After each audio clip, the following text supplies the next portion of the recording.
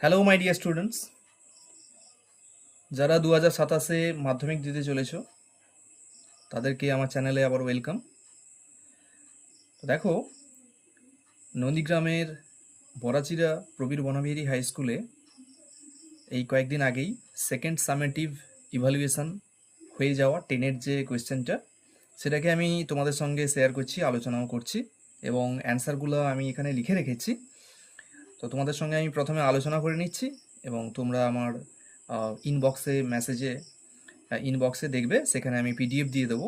ওকে, তো সেখান থেকে তোমরা এটা ডাউনলোড করে নিতে পারবে, দিয়ে নিজেরা প্র্যাকটিস করবে। ওকে, তো দেখো, এখানে যে সিনটা দেওয়া হয়েছে আবার রানওয়ে কাইট থেকে, one day there was a grand wind for kite flying, এই যে লাইনটা আছে না, এইখান থেকে শুরু করে our kite had sailed away over to the mainland. তোমরা দেখতে পাচ্ছ, one day there was a grand wind for kite flying, সেখান থেকে our kite had sailed away over to the mainland, এই পর্যন্ত দেওয়া ছিল। তো ফার্স্টে tick the correct answer from given alternatives. Claude and the narrator were desperate to fly the kite before. তাহলে Claude এবং ন্যারেটর মরিয়া হয়ে উঠেছিল, ওয়ার ডেসপারেট টু ফ্লাই, ওড়ানোর জন্য, দ্য কাইট, ঘুড়িটাকে, বিফোর। এখানে অপশানগুলো দিয়েছে the night fall, going to the mainland, going to school এবং দ্য উইন্ড ফেল। তো এখানে দেখতে পাচ্ছ যে to fix the kite if we wanted to send it up before the wind fell, অর্থাৎ এই উইন্ড ফেল, এই অপশানটি হবে বিফোর দ্য উইন্ড ফেল, বাতাসটা বন্ধ হয়ে যাওয়ার পূর্বে। নেক্সট বলছে the kite was patched with the kite was patched with a letter. এটা কিন্তু হঠাৎ করে তোমরা রেড পেপার করে দেবে না। ঘুড়িটাকে মারানো মানে পুরোটা তৈরি ছিল রেড পেপার দিয়ে, কিন্তু যে ড্যামেজড কাইটটা, একটা যে হোল তৈরি হয়েছিল, সেটাকে প্যাচ আপ করার জন্য তারা লেটারটা, কারণ এটা হচ্ছে ইন হ্যান্ড, তাদের কাছে এটা ছিল, সেই কারণে লেটার দিয়েই তারা মারিয়েছিল। তারপরে বলছে যে complete the following sentence with information from the text. There occurred a big hole in the kite. There occurred a big hole, একটা বড় গর্ত তৈরি হয়ে গিয়েছিল ঘুড়িটাতে। হোয়েন, এখানে হোয়েন দিয়েছে, তার মানে অবশ্যই তোমাকে কখন, একটা সময়, টাইম কি ইন্ডিকেট করছে, এখানে সময়টা অ্যাকচুয়ালি দিতে হবে। তাহলে কি লিখবে না, when she was bringing the kite from the house. Okay, তো দেখো এবারে এইটুকু দিলেই চলবে। তোমরা চাইলে when she was bringing the kite from the house and tripped and fell over the rocks, এটাও দিতে পারো, বাট মেইন যে আনসারটা সেটা কিন্তু এইটাই হবে, যে টাইম, মানে কখন, অতএব she was bringing the kite from the house, এটা দিলেই হবে। নেক্সট বলছে Claude was standing with a bit of cord in his hand looking foolish. কোয়েশ্চেনটা ছিল হচ্ছে ক্লড ওয়াজ স্ট্যান্ডিং উইথ দিয়ে ড্যাশ ছিল, এটা তো একেবারে লাইন থেকেই তোলা আছে, দেখো, with a bit of cord in his hand looking foolish. Okay, তো কোয়েশ্চেন এখানে দিয়েছে 2 মার্কসে একটা কোয়েশ্চেন দেওয়া হয়েছে, why did the narrator and Claude rush into the lighthouse. Narrator এবং ক্লড কেন লাইট হাউসটাতে দৌড়ে গিয়েছিল, দ্রুত দৌড়ে গিয়েছিল। এবার দেখো এখানে অনেকগুলো রিজন এখানে থাকছে, যে তারা ভেবেছিল যে we had to hurry to fix the kite if we wanted to send it up before the wind fell, এটা একটা কারণ আছে। আবার বলছে যে we rushed into the lighthouse to get some paper. তাহলে আমাদেরকে মেন আনসারটা কোনটা দিতে হবে না, we rushed into the lighthouse to get some paper, কিছু পেপার পাওয়ার জন্য, যেটা দিয়ে তারা প্যাচ আপ করতে পারে কাইটটাকে। তো এইভাবে তোমরা অ্যান্সারটা লিখবে, যেটা অ্যাপ্রোপ্রিয়েট অ্যান্সার হবে, যে the narrator and Claude rushed into the lighthouse to get some paper to fix the damaged kite. তাহলে কাইটটা তারা বলেছিল না এখানে যে to hurry to fix the kite. Okay, তাহলে to fix the damaged kite, ক্ষতিগ্রস্ত হয়ে যাওয়া একটা যে হোল তৈরি হয়ে গিয়েছিল, সেই কাইটটাকে ফিক্স করার জন্য তারা একটা পেপার আনতে দৌড়ে এসেছিল। ওকে, যেহেতু 2 মার্কস দিয়েছে, একটা ফুল অ্যান্সার দিতে হবে।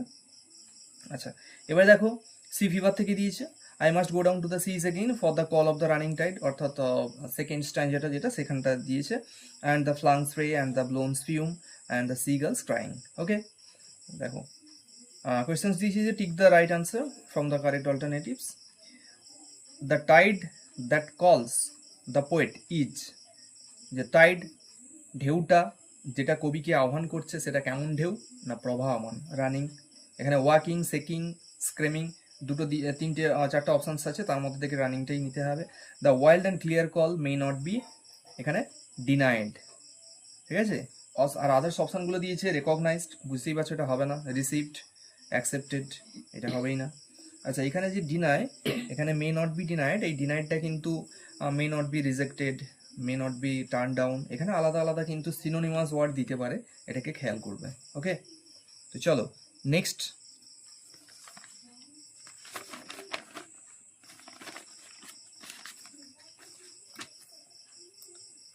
আশা করি মোটামুটি তোমরা দেখতে পাচ্ছ কোয়েশ্চেন্সটা। আনসার দ্য ফলোয়িং কোয়েশ্চেন্স, এখানে দুটো কোয়েশ্চেন্স দিয়েছে 1 মার্কে। ফার্স্ট কোয়েশ্চেন বলছে যে what kind of a day does the poet prefer for sailing. বলছে কি ধরনের দিন কবি চাইছেন বা পছন্দ করছেন ফর সেইলিং, ভ্রমণের জন্য। এখানে লিখবে আনসার যে the poet prefers A Windy day, main আনসারটা হচ্ছে এটাই যে উইন্ডি ডে, এবং তার সঙ্গে এটাও দিতে হবে যে with flying white clouds in the sky, আকাশে ভাসমান সাদা যে মেঘগুলো, যেটা প্রবল ঝড়ঝঞ্ঝার ইন্ডিকেট করে না। যেই মেঘ দেখলে আমরা বুঝি যে প্রবল ঝড়ঝঞ্ঝা কিছুই হবে না তেমন, কিন্তু একটা ঝোড়ো বাতাস বইতে থাকবে, সেই দিনটা তিনি চেয়েছেন, তাহলে একটা ফুল স্কেপ আনসার হবে। নেক্সট কোশ্চেন বলছে যে why must the poet go down to the seas again, তাহলে কবিকে কেন অবশ্যই যেতে হবে সমুদ্র ভ্রমণে, ঠিক আছে। এটাকে একটু কিন্তু ফুল স্কেপ আনসার দেওয়ার চেষ্টা করবে তোমরা। The poet must go down to the seas again, যে poet must go down to the seas again to fulfil, কেন না টু ফুলফিল পরিপূর্ণ করতে হিজ ডিপ ডিজিয়ার, তার যে গভীর ইচ্ছাটা, ডিজিয়ার DESIRE, ওকে, বা ইন্টেনশনও তোমরা দিতে পারো। ফর সি ভয়েজিং, সমুদ্র যাত্রার বা সমুদ্র ভ্রমণের তার যে গভীর ইচ্ছাটা সেটাকে পরিপূর্ণ করতে।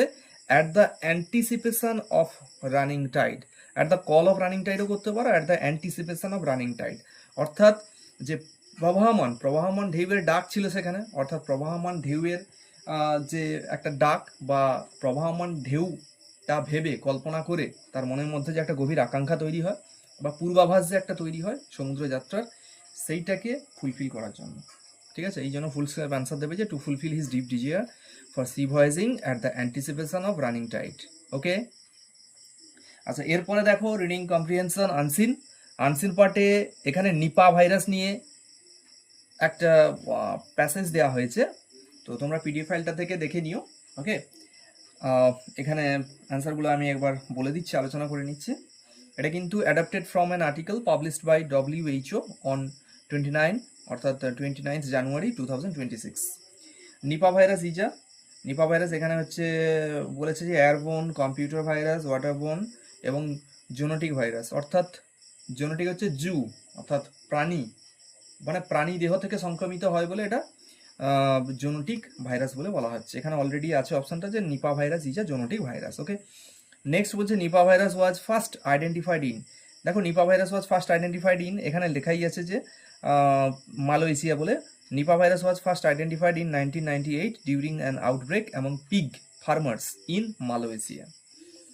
আনসিনগুলো করার সময় তোমরা খুব কেয়ারফুলি আনসিনটাকে মিনিমাম দুবার রিডিং দেবে, এবং ওইখানে যে আননোন ওয়ার্ডসগুলো সঙ্গে সঙ্গে একটু করে হলেও পেন্সিল দিয়ে পারলে দাগ দিয়ে নেবে, হালকা করে একটু দাগ দিয়ে রাখবে, কারণ ওটা পরে ওয়ার্ড খুঁজতে কাজে দেবে। ওকে, এবং টার্মগুলোকে খুব ভালো করে দেখবে। In Singapore the virus outbreak through the importation of sick pigs. Importation মানে তোমরা নিশ্চয়ই জানো, ইম্পোর্ট এক্সপোর্ট, ঠিক আছে, আমদানি রপ্তানি। তাহলে আমদানি করার সময় পিগসগুলোকে আমদানি করার সময় সেখান থেকে সিঙ্গাপুর থেকে এই ভাইরাসটি ছড়িয়েছিল।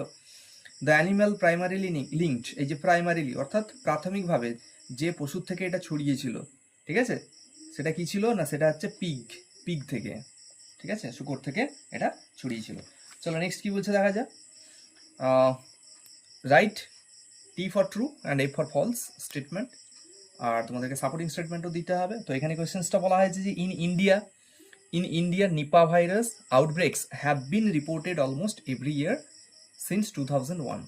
তো এটা অবশ্যই ফলস হবে, কারণ এখানে বলছে যে নিপা ভাইরাসটা ভারতবর্ষে have been almost every year since 2001, 2001 সাল থেকে এখনো পর্যন্ত 2026 পর্যন্ত প্রায় প্রত্যেক বছরই, প্রায় বলেছে কিন্তু প্রায় প্রত্যেক বছরই এর রিপোর্টটা, অর্থাৎ এই সংবাদটা পাওয়া যায় যে নিপা ভাইরাস ছড়াচ্ছে। এখানে বলছে প্রায় প্রত্যেক বছর, তার মানে এই নয় যে 2001 থেকে শুরু করে 2026, এই টানা 26-27 বছর, মানে 25-26 বছর প্রত্যেকটা বছরই ছড়ায় এমনটা নয়, অলমোস্ট বলেছে। ঠিক আছে, এটাকে একটু কেয়ারফুলি দেখতে হবে।